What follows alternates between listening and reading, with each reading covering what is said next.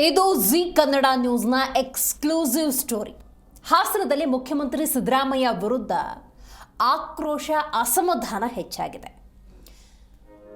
ರಾಜ್ಯದ ಉಪಮುಖ್ಯಮಂತ್ರಿ ಡಿಕೆ ಶಿವಕುಮಾರ್ ಬಲ ಕುಗ್ಗಿಸುವ ಪ್ರಯತ್ನಗಳು ನಡೀತಿದ್ಯಾ ಅನ್ನುವಂತಹ ಪ್ರಶ್ನೆ ಉದ್ಭವಿಸಿದೆ. ಇದು ಜಿ ಕನ್ನಡ ನ್ಯೂಸ್ನ ಮಾಸ್ಟರ್ ಎಕ್ಸ್ಕ್ಲೂಸಿವ್ ಸ್ಟೋರಿ.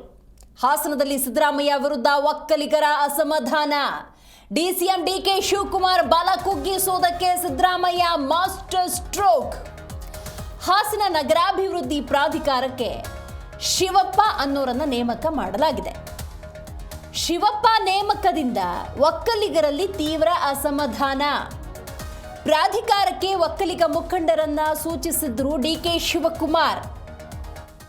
ಮತ್ತೊಮ್ಮೆ ಪ್ರಾಧಿಕಾರಕ್ಕೆ ಒಕ್ಕಲಿಗ ಮುಖಂಡರನ್ನ ಸೂಚಿಸಿರ್ತಾರೆ ಡಿಕೆ ಶಿವಕುಮಾರ್.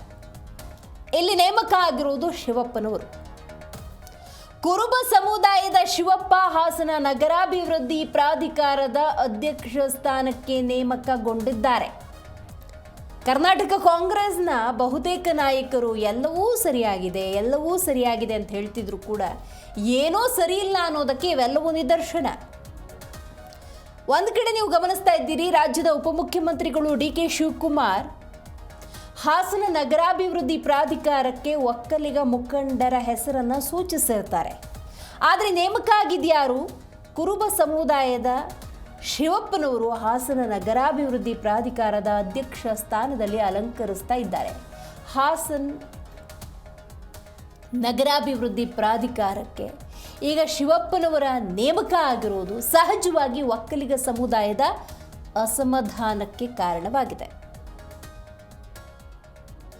ಸಂಘಟನಾ ಚತುರ ಒಕ್ಕಲಿಗ ಮುಖಂಡನನ್ನ ಡಿಕೆ ಶಿವಕುಮಾರ್ ಹಾಸನ್ ಅರ್ಬನ್ ಡೆವಲಪ್ಮೆಂಟ್ ಅಥಾರಿಟಿಗೆ ಸೂಚನೆ ನೀಡಿರ್ತಾರೆ. ಆದರೆ ಇಲ್ಲಿ ಪ್ರಬಲ ಒಕ್ಕಲಿಗ ಮುಖಂಡನಿಗೆ ಹಾಸನ ನಗರಾಭಿವೃದ್ಧಿ ಪ್ರಾಧಿಕಾರದಲ್ಲಿ ಸ್ಥಾನ ಇಲ್ಲ. ಇಲ್ಲಿ ಕುರುಬ ಸಮುದಾಯದ ಶಿವಪ್ಪನವರನ್ನ ಹಾಸನ ನಗರಾಭಿವೃದ್ಧಿ ಪ್ರಾಧಿಕಾರದ ಅಧ್ಯಕ್ಷ ಸ್ಥಾನಕ್ಕೆ ನೇಮಕ ಮಾಡಲಾಗಿದೆ. ಇಲ್ಲಿ ಪ್ರಶ್ನೆಗಳು ಹಲವಾರು ರೀತಿಯಲ್ಲಿ ಉದ್ಭವ ಆಗುತ್ತೆ. ಒಂದು ಕಡೆ ಒಕ್ಕಲಿಗ ಮತ್ತು ಕುರುಬ ಸಮುದಾಯದ ಜಟಾಪಟಿ. ಹಾಸನದಲ್ಲಿ ಒಕ್ಕಲಿಗರ ಪ್ರಾಬಲ್ಯ ಹೆಚ್ಚು. ಅಲ್ಲಿ ಒಕ್ಕಲಿಗ ನಾಯಕನನ್ನು ಪ್ರಾಧಿಕಾರದ ಅಧ್ಯಕ್ಷರನ್ನಾಗಿ ಸೂಚಿಸುವಂಥ ನಿಟ್ಟಿನಲ್ಲಿ ಡಿಕೆ ಶಿವಕುಮಾರ್ ಅವರ ಆ ಪ್ರಯತ್ನಕ್ಕೂ ಬ್ರೇಕ್ ಹಾಕಲಾಗಿದೆ. ಇದರ ನಡುವೆ ಒಕ್ಕಲಿಗ ಸಮುದಾಯದ ಅಸಮಾಧಾನಕ್ಕೂ ಇದು ಕಾರಣವಾಗಿದೆ. ಮೇಲ್ನೋಟಕ್ಕೆ ಕಾಂಗ್ರೆಸ್ನಲ್ಲಿ ಯಾವುದೇ ಬಣ ಇಲ್ಲ ಅಂತ ಹೇಳಿದ್ರು ಕೂಡ ಒಳಬಣಗಳ ಶೀತಲ ಸಮರ ಹೇಗೆ ಮುಂದಿರದೆ ಅನ್ನೋದಕ್ಕೆ ಇದು ಮತ್ತೊಂದು ನಿದರ್ಶನ. ಈ ಬಗ್ಗೆ ಹೆಚ್ಚಿನ ಡೀಟೇಲ್ಸ್ ಅನ್ನು ನಮ್ಮ ಪ್ರತಿನಿಧಿ ಪ್ರಸನ್ನ ನೀಡ್ತಾ ಹೋಗ್ತಾರೆ. ಪ್ರಸನ್ನ, ರಾಜ್ಯದ ಉಪಮುಖ್ಯಮಂತ್ರಿ ಡಿಕೆ ಶಿವಕುಮಾರ್ ಅವರು ಹಾಸನ ನಗರಾಭಿವೃದ್ಧಿ ಪ್ರಾಧಿಕಾರಕ್ಕೆ ಸೂಚಿಸಿದ ಹೆಸರು ಒಂದು, ನೇಮಕ ಆಗಿರುವುದು ಮತ್ತೊಂದು.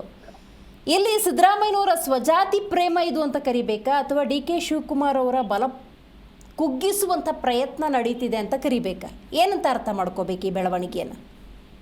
ದಿವ್ಯಾ, ನೀವ್ ಹೇಳ್ತಿರೋದು ಎರಡೂ ಕೂಡ ಕರೆಕ್ಟ್ ಇದೆ. ಯಾಕಂತಂದ್ರೆ ಒಂದು ಕಡೆ ಏನಂತಂದ್ರೆ ಈಗ ನಡೀತಿರುವಂತ ಏನು ಪ್ರಬಲ ಧ್ರುವೀಕರಣ ಏನಂತ ಹೇಳ್ತಾರೆ, ರಾಜಕೀಯ ಧ್ರುವೀಕರಣ ಅಂತ ಏನ್ ಹೇಳ್ತಾರೆ. ಒಂದು ಕಡೆ ಡಿ ಕೆ ಶಿವಕುಮಾರ್ ಅವರು ಸಿಎಂ ಆಗ್ಬೇಕು ಅನ್ನೋ ಆಸೆ, ಮತ್ತೊಂದ್ ಕಡೆ ಸಿಎಂ ಸ್ಥಾನ ಬಿಟ್ಕೊಡ್ಬಾರ್ದು ಅನ್ನುವ ಸಿದ್ದರಾಮಯ್ಯ ಅವರ ಹಠ, ಎರಡರ ನಡುವೆ ಕೂಡ ಹಲವು ರಾಜಕೀಯ ಬೆಳವಣಿಗೆಗಳು ನಡೀತಾ ಇದೆ. ಅದರ ಪ್ರಮುಖವಾಗಿ ಇದು ಒಂದು ಪ್ರಮುಖವಾದ ಬೆಳವಣಿಗೆ. ಯಾಕಂತಂದ್ರೆ ಯಾರ ಒಂದು ಬಣದ ಶಿಷ್ಯಂದ್ರ, ಸಿದ್ದರಾಮಯ್ಯ ಅವರ ಶಿಷ್ಯಂದ್ರ ಸಿಗುತ್ತೋ ಅಥವಾ ಡಿ ಕೆ ಶಿಷ್ಯಂದ್ರಿಗೆ ಸಿಗುತ್ತೋ ಅನ್ನುವಂತ ಜಟಾಪಟಿ ನಡೀತಾ ಇತ್ತು. ಇದ್ರ ನಡುವೆನೆ 22 ಏನು ಬೇರೆ ಬೇರೆ ನಿಗಮ ಮಂಡಳಿಗಳಿಗೆ ನಿನ್ನೆ ಘೋಷಣೆ ಕೂಡ ಆಯ್ತು ಅಧ್ಯಕ್ಷ ಸ್ಥಾನ ಯಾರ್ಯಾರು ಅಂತ. ಅದ್ರ ಪ್ರಕಾರದಲ್ಲಿ ಹಾಸನದಲ್ಲಿ ಈಗ ದೊಡ್ಡ ಪ್ರಾಬ್ಲಮ್ ಆಗೋಗಿರ್ಬೋದು. ಯಾಕಂದ್ರೆ ಹಾಸನ ಒಂದು ಒಕ್ಕಲಿಗರ ಒಂದು ಬಹಳ ಒಂದು ಪ್ರಬಲವಾದ ಒಂದು ಕ್ಷೇತ್ರ ಅಂತ ನಮಗೆಲ್ಲ ಗೊತ್ತಿರುವಂತ ವಿಚಾರನೇ.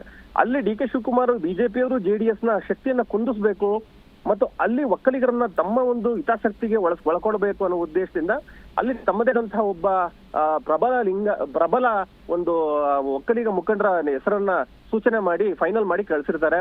ಆದ್ರೆ ಸಿದ್ದರಾಮಯ್ಯ ಅವರು ಇದಕ್ಕೆ ಒಪ್ಪೋದಿಲ್ಲ. ಅವರು ಏನು ಕುರುಬ ಸಮುದಾಯದ ಶಿವಪ್ಪ ಅವರಿಗೆ ಮಣೆಯನ್ನ ಹಾಕ್ತಾರೆ.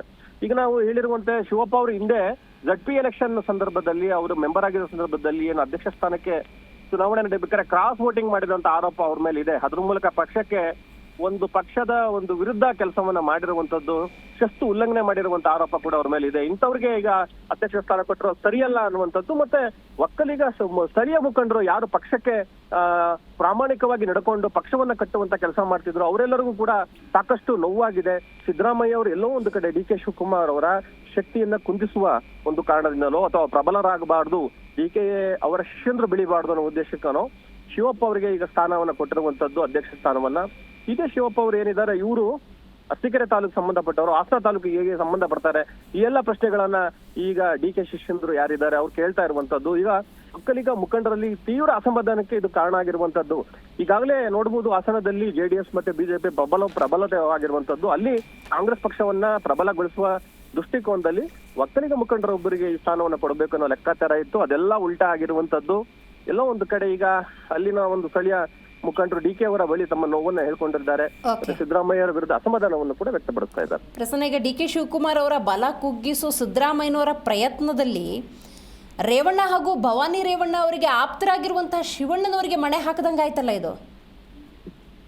ಹಾಗೆ ಏನಂದ್ರೆ ಈಗ ಏನಾಗ್ತದೆ ಅಂತಂದ್ರೆ, ಮೊದಲು ಈ ರಾಜಕೀಯ ತಂತ್ರಗಾರಿಕೆನಲ್ಲಿ ಏನ್ ಹೇಳ್ತಾರೆ, ತಮ್ಮ ವಿರುದ್ಧ ಇರೋರಿಗೆ ಅವರ ಒಂದು ಶಕ್ತಿಯನ್ನ ಕುಂದಿಸುವಂತ ಆಟವನ್ನೇ ಆಡ್ಬೇಕಾಗ್ತದೆ. ಇದೇ ಒಂದು ರಾಜಕೀಯ ಆಟ. ರಾಜಕೀಯ ಆಟದಲ್ಲಿ ಒಳ್ಳೇದು ಕೆಟ್ಟದು ಅಂತ ಬರಲ್ಲ, ಸೋಲು ಗೆಲುವು ಎರಡೇ ಬರುತ್ತೆ. ಅದಕ್ಕೆ ನೀವು ಉಪಯೋಗಿಸಿರುವಂತ ತಂತ್ರ, ಅದರಲ್ಲಿ ಒಳ್ಳೆತನ ಇದೆಯೋ ಕೆಟ್ಟತನ ಇದೆಯೋ ಎರಡೂ ಬರೋದಿಲ್ಲ. ಹಾಗಾಗಿ ಈ ಒಂದು ಚೆಕ್ಮೇಟ್ ಅನ್ನ ಕೊಟ್ಟಿರುವಂತದ್ದು.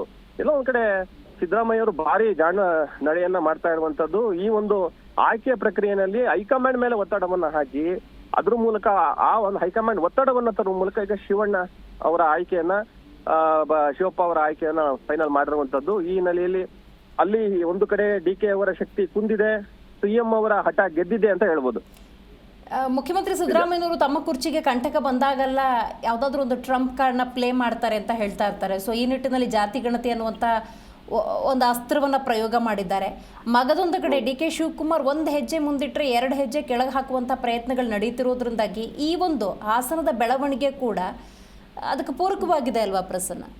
ಖಂಡಿತವಾಗಿ ಆ ಸಂದರ್ಭದಲ್ಲಿ ಜಾತಿ ಗಣತಿಯ ಲೆಕ್ಕಾಚಾರವನ್ನ ನೋಡೋದ್ರ ಮೂಲಕ ಗೌಡರು ಅಂದ್ರೆ ಒಕ್ಕಲಿಗರ ಒಂದು ಜಾತಿಯ ಲೆಕ್ಕಾಚಾರದಲ್ಲಿ ಕಡಿಮೆ ಇದ್ದಾರೆ, ಅವರು ಅಷ್ಟು ಪ್ರಮಾಣದಲ್ಲಿ ಇಲ್ಲ, ಇವರೇನ್ ಹೇಳ್ತಿದಾರೆ ಅಷ್ಟು ಜನ ಸಂಖ್ಯೆ ಇವರಲ್ಲಿ ಇಲ್ಲ ಅನ್ನುವಂತ ಲೆಕ್ಕಾಚಾರಗಳನ್ನ ತೋರಿಸಿದ್ರು.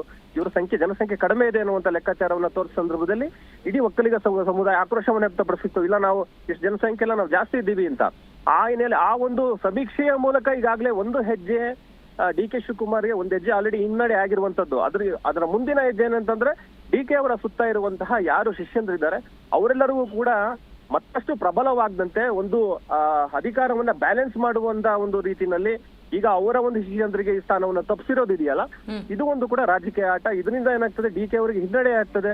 ಸಿದ್ದರಾಮಯ್ಯ ಅವರ ಸುತ್ತಲೂ ಏನು ಅವರ ಬಣ ಏನಿದೆ ಅವ್ರಿಗೆ ತೃಪ್ತಿಯಾಗಿದೆ, ಸಂತೋಷ ಆಗಿದೆ. ಜೊತೆಗೆ ಸಿದ್ದರಾಮಯ್ಯರು ಮತ್ತಷ್ಟು ಪ್ರಬಲರಾಗಿದ್ದಾರೆ ಅಂತ ಹೇಳ್ಬೋದು. ಶಿವಪ್ರವರ ಆಯ್ಕೆಗೆ ಪ್ರಬಲ ವಿರೋಧ ಇರೋದ್ರಿಂದಾಗಿ ಬದಲಾವಣೆಯ ಸಾಧ್ಯತೆ ಇದೆಯಾ ಅಥವಾ ಇದೇ ಫೈನಲ್? ಇಲ್ಲ, ಇದು ಖಂಡಿತವಾಗಿ ಬದಲಾವಣೆ ಸಾಧ್ಯತೆ ಬಹಳ ಕಡಿಮೆ. ಯಾಕಂತಂದ್ರೆ ಇದಾಗ್ಲೇ ಅಳೆದು ತೂಗಿ ಫೈನಲ್ ಮಾಡಿ ಇವರು ಒಂದು ಪಟ್ಟಿ ಕಳಿಸಿದ್ರು. ಆಮೇಲೆ ಅವರು ತಮ್ಮದೇ ಇಂಟರ್ನಲ್ ಆದ ಪಟ್ಟಿಯನ್ನು ಕೂಡ ಡಿ ಕೆ ಶಿವಕುಮಾರ್ ಅವ್ರು ಕೊಟ್ಟಿದ್ರು ಹೈಕಮಾಂಡ್ಗೆ. ಇವೆಲ್ಲವನ್ನೂ ನೋಡಿದ ಸಂದರ್ಭದಲ್ಲಿ ಸಿದ್ದರಾಮಯ್ಯ ಅವರು ಸೂಚನೆ ಮಾಡಿರೋದು, ಇವ್ರು ಸೂಚನೆ ಮಾಡಿರೋ ಎಲ್ಲ ಲೆಕ್ಕಾಚಾರ ಹಾಕಿ ಅಲ್ಲಿಂದ ಫೈನಲ್ ಮಾಡಿರೋದು. ಫೈನಲ್ ಪಟ್ಟಿ 22 ಜನರ ಪಟ್ಟಿ ಬಂದಾಗಿದೆ, ಫೈನಲ್ ಕೂಡ ಆಗಿದೆ. ಈಗ ಏನಂತಂದ್ರೆ, ಈಗ ಯಾರಿಗೆ ಸ್ಥಾನ ಸಿಕ್ಕಿಲ್ಲ ಅಸಮಾಧಾನ ಆಗೋದು ಸಹಜ ಅಲ್ಲ, ಅವರಿಗೆ ಸಮಾಧಾನ ಮಾಡೋ ಕೆಲಸವನ್ನು ಹೈಕಮಾಂಡ್ ಮಾಡ್ಲೇಬೇಕಾಗ್ತದೆ. ಅವೆಲ್ಲದ್ರ ನಡುವೆ ಮತ್ತಷ್ಟು ಅಂದ್ರೆ ಯೂತ್ ಪಟ್ಟಿಗೆ ಹಾಕಿದ್ದಾರೆ. ಡಿ ಕೆ ಶಿವಕುಮಾರ್ ಯಾವ ರೀತಿ ಪಟ್ಟ ಹಾಕ್ತಾರೆ, ಅವ್ರು ಯಾವ ರೀತಿ ಮುಂದೆ ಯಾವ ರೀತಿಯಾಗಿ ಈ ಒಂದು ತಂತ್ರಗಾರಿಕೆಯನ್ನು ಪ್ರಯೋಗ ಮಾಡ್ತಾರೆ, ಅಸಮಾಧಾನಗೊಂಡಿರೋ ತಮ್ಮ ಶಿಷ್ಯರನ್ನ ಯಾವ ಸಮಾಧಾನ ಹೇಗೆ ಮಾಡ್ತಾರೆ, ಅವೆಲ್ಲ ನೋಡ್ಬೇಕಾಗತ್ತೆ ದಿವ್ಯಾ. ಥ್ಯಾಂಕ್ ಯು ನಿಮ್ಮೆಲ್ಲ ಮಾಹಿತಿಗಾಗಿ ಪ್ರಸನ್ನ.